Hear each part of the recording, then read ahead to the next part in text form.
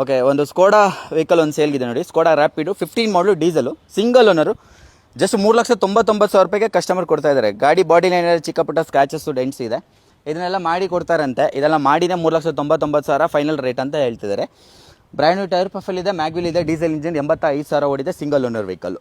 Body line ನೋಡಿ, scratches ಎಲ್ಲ ಇದೆ. ಈಗ ಸ್ಕ್ರಾಚಸ್ ಎಲ್ಲ ರಿಮೂವ್ ಮಾಡಿಕೊಡ್ತಾರೆ. Brand new type of back side ಕೂಡ.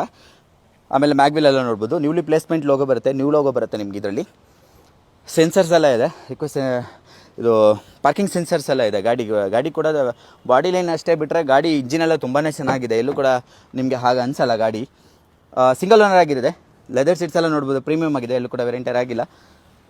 85,000 ಡೀಸೆಲ್ ಓಡಿದೆ. Touch screen system after market install ಮಾಡ್ಕೊಂಡಿದ್ದಾರೆ.